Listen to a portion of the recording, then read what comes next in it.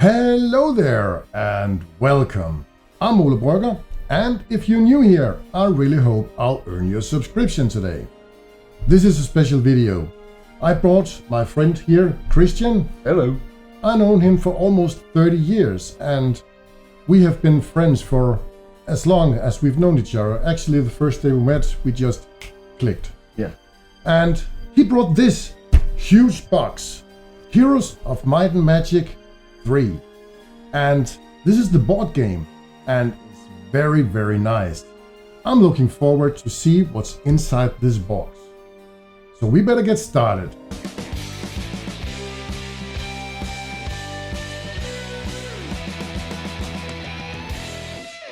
This game is actually based on the computer game Heroes of Might and Magic 3. It was introduced in 1999 and I actually played the first game of Heroes of Might and Magic 3 here with my friends. We played a co-op game. That was when I was introduced to the computer game. Christian has been playing Heroes of Might and Magic 1 and 2 as well. I tried number 2 and yeah, the characters on the screen, this large. But it was fun. But Heroes of Might and Magic 3, that was actually the game. And we have played it continuously for the last, 25 years. And ever since Heroes of Might and Magic 4, 5, 6 and 7 came out, and we also played them. But the interesting part is this game is actually a board game. And this is going to be very cool to have a look at. It should contain miniatures, boards, everything you need. So let's see what's in the box.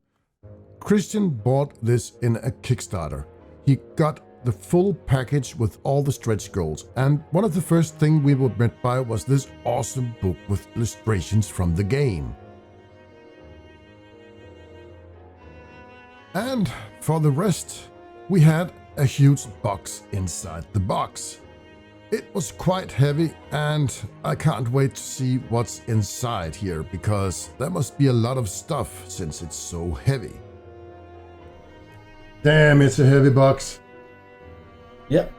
Approximately 23 pounds, 11 kilos. And lots of delicious artwork.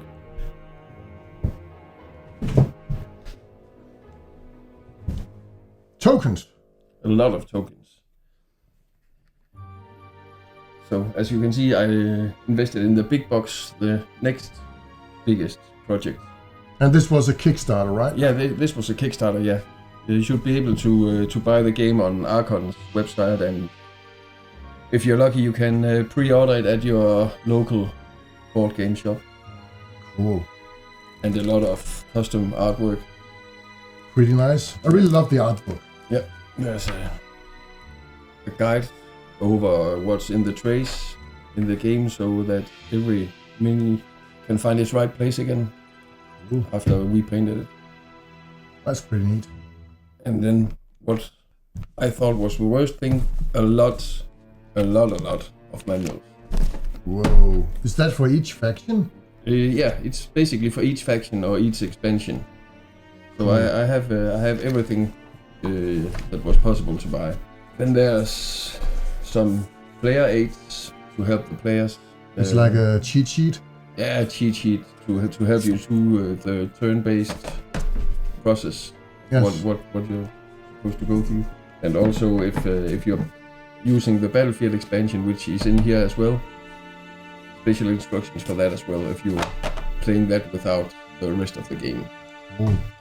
And then we have a lot of tiles. A lot of tiles and a lot of, again, deliciously detailed packaging. We have the different heroes that you can play from the different factions. Cool. And then we have some cube tokens for that. Yeah, cube tokens for each faction. So and for neutral factions as well. I have the cards for the Battlefield expansion over here. That's where they fit. This is the town boards, which. So it's when you upgrade your town. Yeah, exactly. When you start the game, you simply take off the buildings, and as you build them, you put them back in place. That's pretty nice. I must say, as far, Archon Studios really outdid themselves on this. Yeah, a couple of more heroes down here, and then the turn order tile. And this is just the first tray of this huge box. This is just the first tray. The real good stuff is to come. Now, this is the most interesting part for me. All these miniatures. All these delicious miniatures, yeah. As you can see, the miniatures are faction colored. The green ones are the fortress, as far as I remember. The purple are dungeon. The blue is castle. The grey are necro. Cool. Let's pull one of them out of the box. I've always been a favorite of the necro faction. Loved playing that. Beautifully detailed minis as well. But we are going to paint all this because we can't play a board game with miniatures if they're not painted. So there's a lot of work here. I don't know if you can see it on the camera, but there are little numbers next to each miniature corresponding to the sheet I showed earlier, so that you're sure that everything stays in its place. That's pretty cool. Yeah. Also, these I think are pretty cool. The little morale tokens, positive morale, please. And you have also some chest for the map. Yeah. Treasure chests. Yeah, the experience point or artifact. Yeah, it's experience points, gold, or artifacts, if you're lucky. Yeah, I believe in this board game it's either artifacts or gold.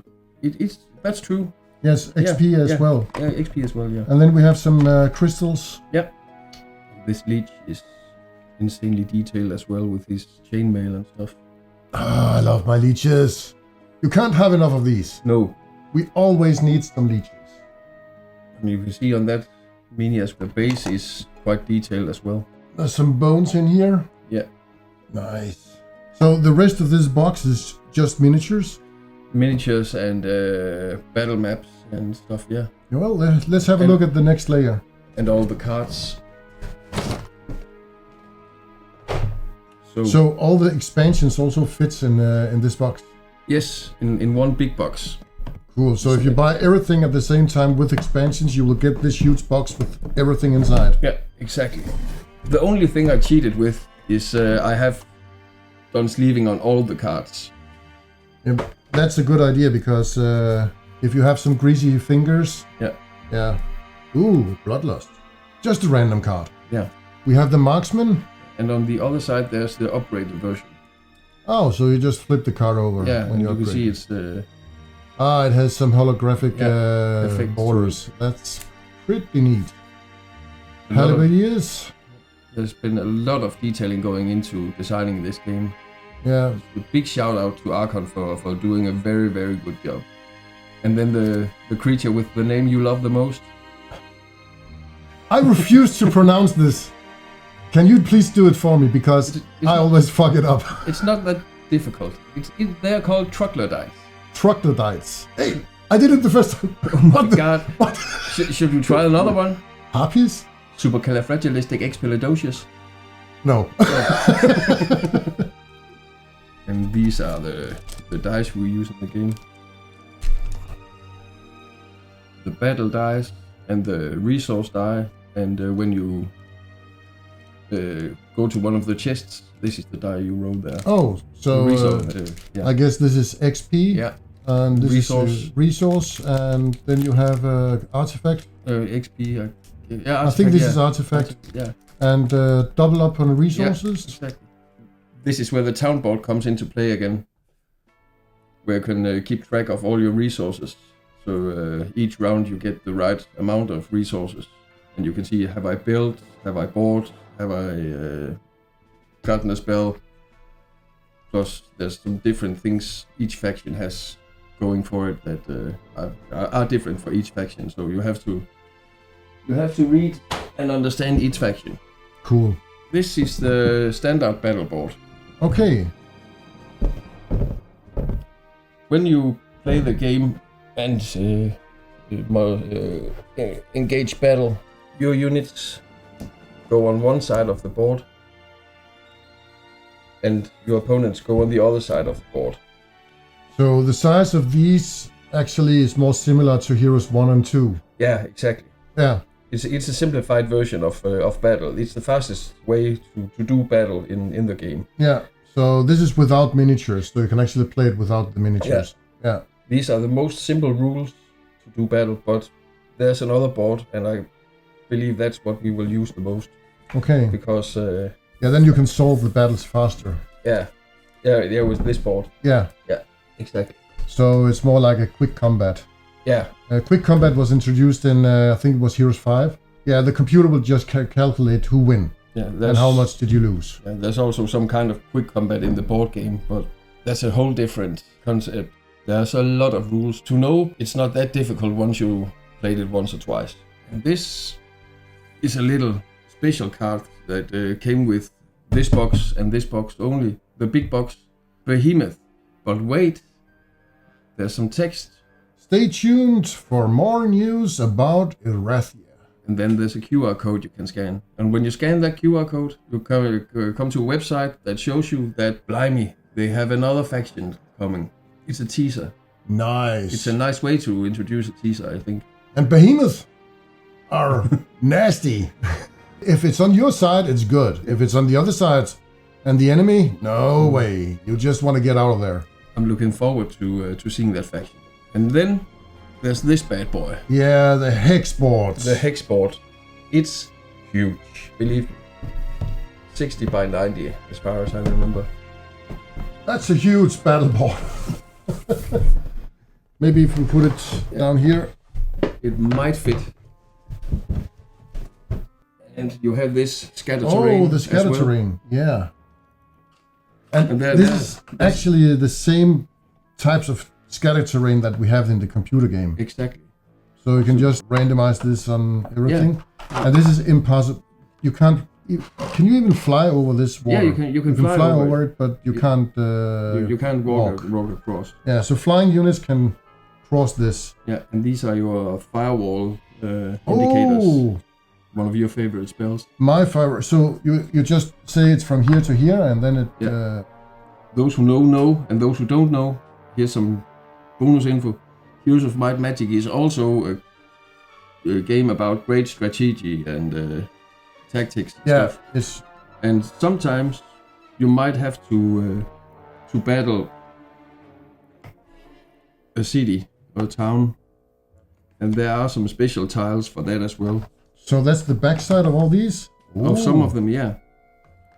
So you can choose roughly. So when you attack a castle, you just build the castle here? You just build the castle, yeah. And this is the same castle indication you use for all castle battles? Yeah. Yeah.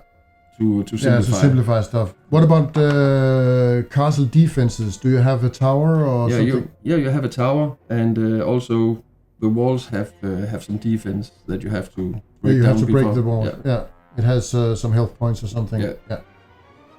Some minis. This is the bosses and the sounds. Yeah, and the Inferno faction. This is the Cerberus. Cerberus. And this is the Archdevil. Yeah.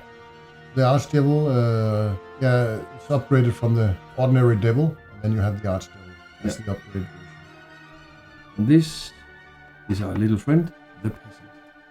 The worst character in this game. Peasants are only good for one thing. If you have enough of them, you will get taxes from them. So your gold amount will increase. Yeah.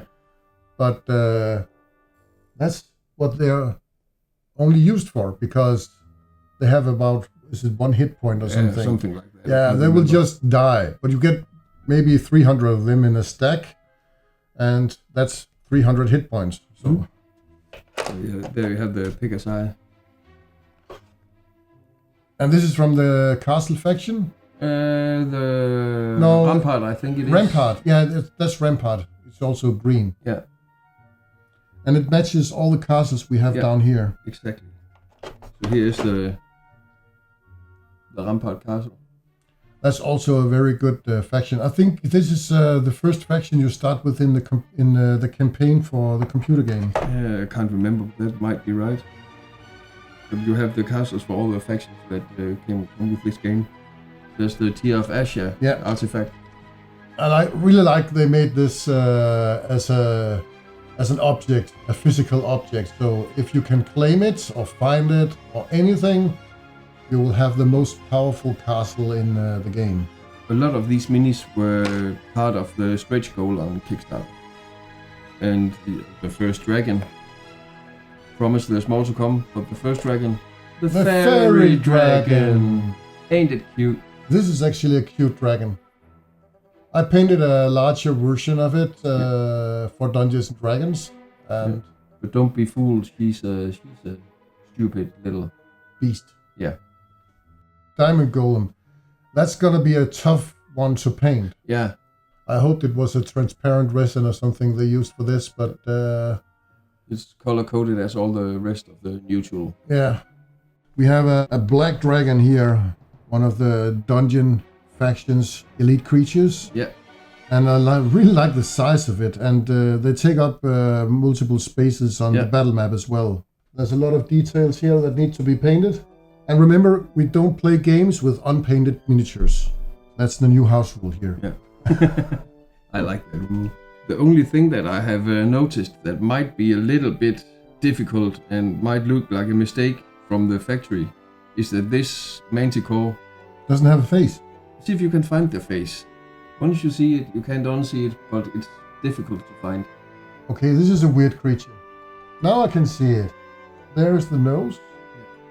And you have an eye up here. And another eye here. A little mouth. Yeah, so it's a very, very tiny face with a big mane. Yeah. I think it will be a lot easier when it's painted. Exactly. And once you have seen the face, you almost can't unsee it. Yeah. And then we have some titans over there. That's also one of the favorites. Exactly. That's my second favorite faction. Tower? The Tower, yeah. I really like these guys. Big, brutal, and mighty on the battlefield. And then from some of the official expansions that came a couple of years later than 99, there's the Rust Dragon and the Asher Dragon as well. Yeah. And then we have we just missed the Stronghold faction, but that's coming as an expansion. Yeah. And then we have the Conflux faction, which is elements and stuff like that. Yeah. That's also coming up as an expansion. Well, that just means one thing. More to paint. More to paint. Yeah. And then the Mighty Hydra, of course. Yeah, the Hydra. Oh, it has some nice change here. Yeah. Very pretty details and a swampy base. Yeah, and some excellent opportunities to make the heads slightly different from each other. Yeah, it has double, single, and triple mains. Yeah. And the plan is we're going to paint all the miniatures in some with some accent colors from the faction color, and then the rim on the base will be painted in the real faction color. Yeah. I don't know if it shows on the camera, but I think the base on this one is insane. A lot of skulls. I think the details are pretty good here on the screen. It's almost the bases that would take up the most time to paint because they're so detailed. So I think speed paints will be used a lot in this, so we can be done with it and play some games, because I'm looking forward to play this game. Yeah, one of your favorites, the Ghost Dragon. Yeah. I know this little bastard will make you happy. Yes. Christian actually allowed me to paint one of the faction, and I could choose which one of them I want to paint. So I think I will go with the Necro faction, because I think that's the most played faction I had in this game ever. I have tried all of them, but my favorite is the Necro, because they have skeletons, and they have skeleton archers. And you can get a ton of them, and it's a ranged unit, and they have vamps, and they have leeches. They have vamps, and they have leeches, yes! We only need to talk about one more thing, and it's actually the game board. The main game board, and it's built by tiles. And maybe, Christian, you can explain how it works? Yeah, we have